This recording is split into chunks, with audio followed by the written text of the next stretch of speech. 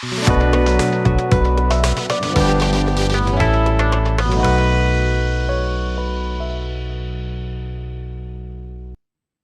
Everyone, mission coaching Bareilly welcomes you. जैसा कि हम वेक्टर पढ़ रहे थे और वेक्टर में हमने छोटे छोटे बहुत सारे पार्ट किए थे। अब हमारा वेक्टर का आज लास्ट लेक्चर है और हम आज इसमें पढ़ेंगे प्रोजेक्शन ऑफ अ वेक्टर।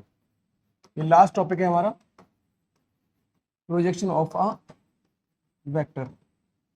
और जैसा कि हम जानते हैं, बिना वेक्टर की फिजिक्स समझ नहीं आएगी, तो ये मस्ट है, ये सभी को करना ही करना है। प्रोजेक्शन ऑफ अ वेक्टर, अब ये क्या होता है ये धीरे धीरे समझ आएगा टॉपिक से।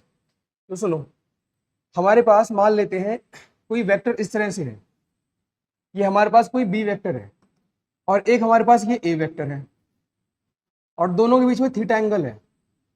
एक हमारे पास ए वेक्टर है, एक बी वेक्टर है, दोनों के बीच में थीटा एंगल है। तो हमसे ये बोलेगा, इसमें दो टॉपिक होंगे, दोनों करा देते हैं एक बार में। हमसे बोलेगा ये बताओ कितना होगा projection of B vector along A vector, या फिर इसे दूसरी तरह से समझो। इसका ये मतलब होता है component of B vector along A vector. तो प्रोजेक्शन का मतलब कुछ और नहीं है, क्या है, बस बी का कितना टुकड़ा एक ही दिशा में होगा, बस ये है। अच्छा, हमने पढ़ा था कि अगर कोई वेक्टर इस तरह से है आर और ये एंगल अगर थीटा है, तो जिधर एंगल होता है उधर उसका कॉस वाला टुकड़ा आता है, तो इधर आएगा आर कॉस थीटा। तो अब सुनो जरा दोबारा से। अच्छा, ये भी सभी को याद होना चाहिए, ए वेक्टर डॉट बी वेक्टर कितना होता है, ए बी कॉस थीटा। तो यहाँ से कॉस थीटा कितना हो जाएगा, a vector dot b vector upon a b. तो हमसे क्या बोला, projection of B vector along A vector. Projection को ऐसा मानो जैसे शैडो है, शैडो। अगर यहाँ पे सूरज होता तो बी वेक्टर की कितनी शैडो ए पर पड़ती, ये पूछा है। तो बी वेक्टर का कितना टुकड़ा एक ही दिशा में होगा, या तो ऐसा बोल दो या फिर ऐसा बोल दो, बात एक ही है। तो हम सिंपल बोलेंगे बी का कितना हिस्सा एक ही दिशा में आएगा। तो भाई अगर ये एंगल थीटा है तो इधर कितना आएगा, बी कॉस थीटा ना भाई, जिधर एंगल होता है उधर कितना आता है, कॉस। तो बी कॉस थीटा, तो कितना होगा, बस हो गया खत्म। Projection of B vector along A vector कितना होगा, बी कॉस थीटा। अब एक काम करो जरा, अगर चाहो तो कॉस थीटा की वैल्यू लगा दो, a vector dot b vector upon a b, b से बी कट जाएगा, कुछ ऐसा आ जाएगा, a vector dot b vector upon a. एक फॉर्मूला ये बन गया। अच्छा, हमने पढ़ा है अगर कहीं पे ऐसा लिखा हो ए कैप, कैप का मतलब यूनिट वेक्टर, तो ये क्या होता है, vector divide by its magnitude, ये कैप होता है यूनिट वेक्टर। तो हम चाहें तो इसे ऐसा भी लिख सकते हैं, इसको b vector dot a vector upon a, इसे लिख सकते हैं ए कैप। तो ये भी है। तो इतने सारे फॉर्मूले हो गए, तीन फॉर्मूले, या तो ये कर लो या ये कर लो या ये कर लो। और अगर नहीं समझ आया तो एक और मौका। अगला हमारा ये है, यही सेम डायग्राम है, a vector b vector theta angle, और हमसे ये बोला है projection of A vector along B vector, या फिर इसे ऐसा लिखो, ये ज्यादा आसान है लिखना, component of A vector along B vector. मतलब ए वेक्टर का कितना टुकड़ा बी पर होगा। अभी हमने क्या निकाला, बी का कितना टुकड़ा ए पर होगा। अब हम क्या निकाल रहे हैं कि ए का कितना टुकड़ा बी पर होगा। तो ए का कितना टुकड़ा होगा, तो हमने पढ़ा था जिधर एंगल होता है उधर कौन सा आता है, कॉस वाला। तो कितना आ जाएगा, ए कॉस थीटा, खत्म हो गया। या फिर तुम कॉस की वैल्यू लगा दो, कितना वैल्यू है, a vector dot b vector upon a b, a से ए कट गया तो फॉर्मूला ऐसा बन गया, a vector upon b vector upon b, ये भी फॉर्मूला बन गया। या फिर देखो अभी बताया था कि अगर कहीं पे बी कैप हो लिखा हुआ तो ऐसा लिख सकते हैं, अगर हम किसी वेक्टर को उसके मैग्नीट्यूड से डिवाइड करते हैं तो यूनिट वेक्टर आ जाता है। तो यहाँ पे ऐसा भी लिख सकते हो, ए वेक्टर डॉट बी कैप, ए वेक्टर डॉट बी कैप। एक बार दोबारा सुनो, हमारे टॉपिक का नाम था प्रोजेक्शन ऑफ अ वेक्टर, मतलब प्रोजेक्शन का मतलब है टुकड़ा। तो सुनो, अगर ये बी है ये ए है, तो बी का कितना टुकड़ा ए पर आएगा, बी का कितना हिस्सा ए पर आएगा, ये प्रोजेक्शन होगा, कितना आएगा, बी कॉस थीटा। सिमिलरली अगर ऐसा लिखा है projection of A vector along B vector, इसका मतलब ए का कितना हिस्सा बी पर आएगा, तो कितना आएगा, ए कॉस थीटा। तो ये हमारा प्रोजेक्शन हुआ। अब सुनो, ये वाला फॉर्मूला है ना, इससे हमारे मैक्सिमम न्यूमेरिकल हो जाएंगे। मैक्सिमम इसी से। अब तो करना क्या है देखो, ए वेक्टर डॉट बी वेक्टर, इसका मतलब ए वेक्टर का बी के साथ तुम पहले डॉट करो। और अच्छा एक चीज देखो, ये डायरेक्टली आएगा, मतलब बी का हिस्सा किस पर निकालना है, ए पर ना, बी का हिस्सा ए पर। तो सुनो कैसे करते हैं, सबसे पहले ऊपर तो दोनों का डॉट करोगे, ए वेक्टर डॉट बी वेक्टर। नीचे मालूम कौन सा आएगा, जिस पर हिस्सा निकालना है, जिस पर ए पर निकालना तो ए आ गया, यहां पर किस पर निकालना था, बी पर निकालना था, तो नीचे बी आ गया। ऊपर तो सेम रहेगा, देखो ऊपर सेम रहेगा, जिस पर टुकड़ा निकालना है वो नीचे आ जाएगा, ए पर निकालना है ए आ गया, बी पर निकालना है बी आ गया। ज्यादा समझ आएगा जब हम न्यूमेरिकल करेंगे। तो हमारे न्यूमेरिकल देख लो, ये हमारा पहला न्यूमेरिकल है, और हम उसी से बताएंगे जो हमने तुम्हें बताया था अभी कि किसका किस पे टुकड़ा निकालेंगे। उससे देखो हमसे क्या बोला, 3i + 4j का टुकड़ा बताओ आई कैप पर कितना होगा। Find the component of 3i + 4j in the direction of I cap. तो सिंपल सा 3i + 4j का कितना प्रोजेक्शन होगा आई कैप पे, या फिर कितना टुकड़ा होगा आई कैप पे। तो सुनो अभी तो बताया था, सबसे पहले क्या करो, दोनों का डॉट कर दो। तुम इसे ए मान लो, चलो ए मान लेते हैं 3i + 4j, और बी मान लेते हैं i। अब पहले इनका डॉट कर दो। डॉट कैसे करते हैं, आई वाले का 3 × 1, जे वाले का, जे वाला है ही नहीं, डिवाइड में जिस पर निकालते हैं उसको नीचे लेते हैं। तो भाई इसका टुकड़ा इस पर निकालना है तो इसे नीचे ले लो, और इसका नीचे क्या ले रहे हैं, मैग्नीट्यूड।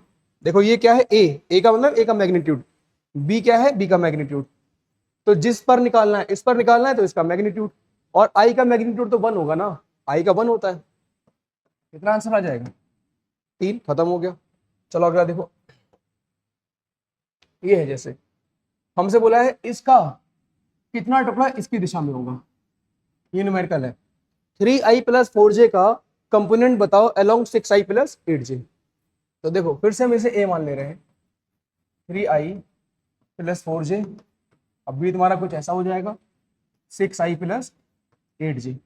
तो कैसे निकालते हैं कंपोनेंट, पहले तो दोनों का स्केलर कर दो, जैसे करते हैं आई वाले का, जे वाले का कर दिया हमने, 6 3 18 और 8 4 32।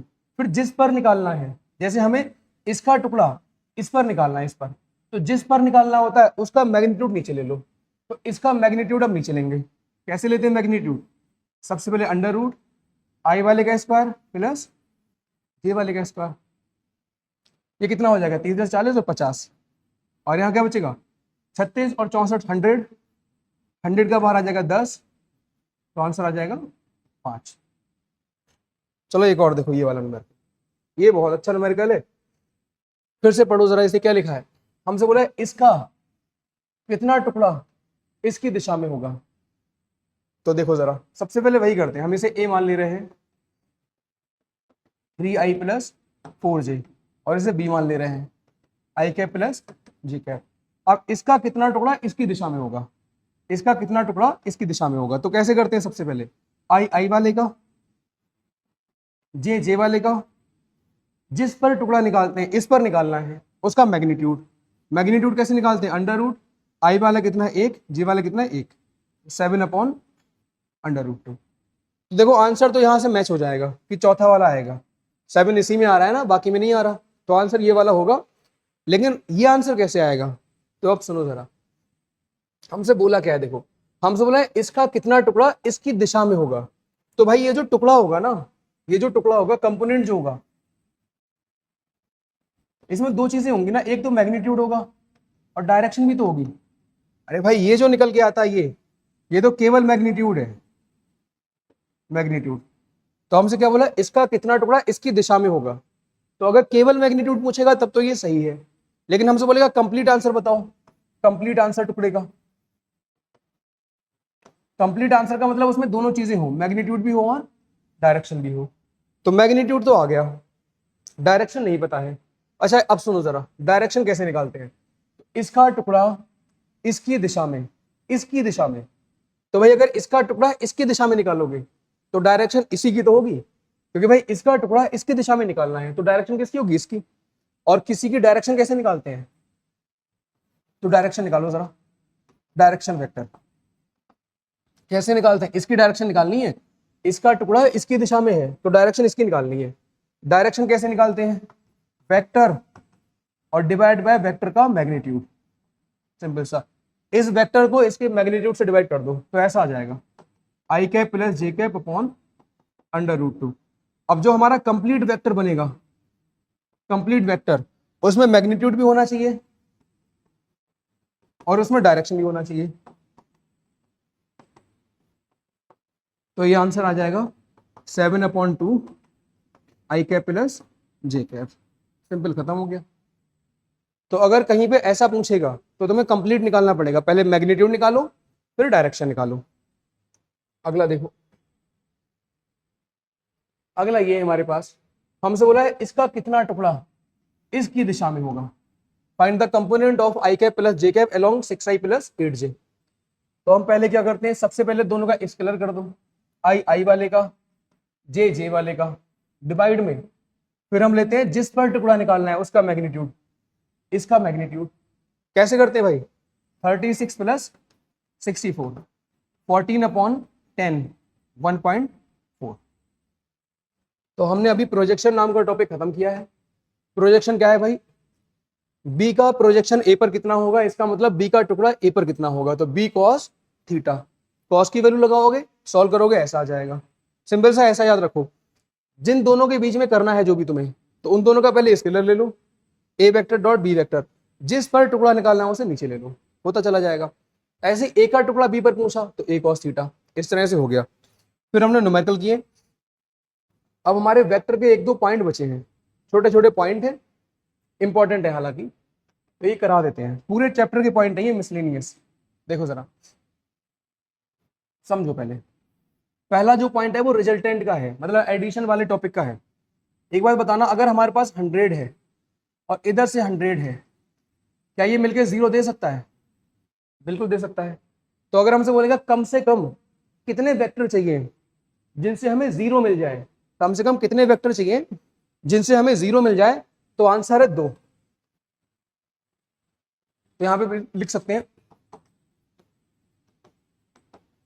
The minimum number of vectors of equal, the minimum number of vectors required for 0 resultant will be 2। कम से कम 2 वेक्टर होंगे तुम्हें रिजल्टेंट 0 मिल जाएगा, लेकिन कंडीशन कब है, vectors must be equal in magnitude. देखो, ये भी 100 है, ये भी 100 है, मतलब हो 100-100। तो अगर 2 वेक्टर तुम्हारे पास हैं, दोनों का मैग्नीट्यूड बराबर है, तो उन दोनों से तुम 0 बना सकते हो। सिंपल सा ये बोल रहे हैं, जैसे तुम्हारे पास 2 वेक्टर है, दोनों का मैग्नीट्यूड बराबर है, तो उनसे तुम 0 बना सकते हो। यहां पे बना देते हैं, ये डायग्राम याद रहेगा जिससे तुम्हें।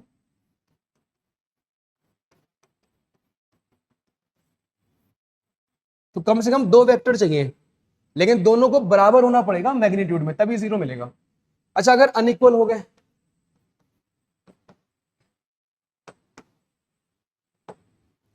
Two vectors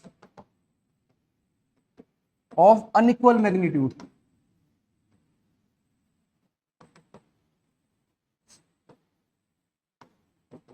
can never give 0 resultant. तो देखो, अगर 2 वेक्टर है तुम्हारे पास और दोनों का मैग्नीट्यूड अनइक्वल है, बराबर नहीं है, तो तुम्हें 0 कभी नहीं मिलेगा। तो कम से कम कितने वेक्टर चाहिए 0 बनाने के लिए? 2, लेकिन दोनों बराबर हो। अगर दोनों अलग अलग हो गए तो 0 कभी नहीं मिलेगा। तो भाई अगर अलग अलग है तो कम से कम कितना चाहिए, तो minimum 3 vectors of unequal magnitude are required for 0 resultant।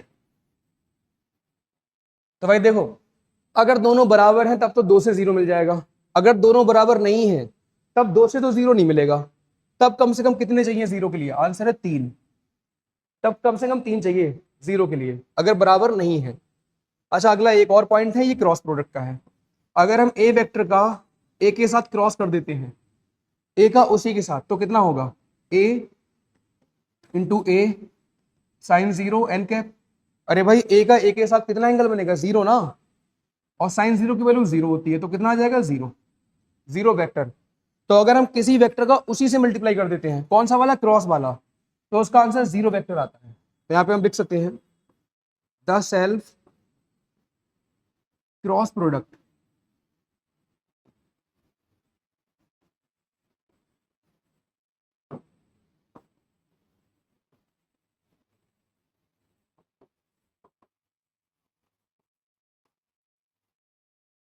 by itself will be a null vector या फिर जीरो वेक्टर। ये सॉरी, तो अगर किसी वेक्टर का उसी से कर दिया क्रॉस, सेल्फ क्रॉस का मतलब उसी से कर दिया, तो ऐसे में जो क्रॉस प्रोडक्ट होगा वो कैसा आएगा भाई, नल वेक्टर या फिर जीरो वेक्टर। तो हमारा वेक्टर यहाँ पे कंप्लीट होता है। हमने पूरी तरह से पूरा डीपली वेक्टर पढ़ लिया और इतना काफी है। बाकी अगर इतना वेक्टर कर लेते हो तो फिजिक्स में प्रॉब्लम नहीं होगी। बाकी आज के लिए काफी है।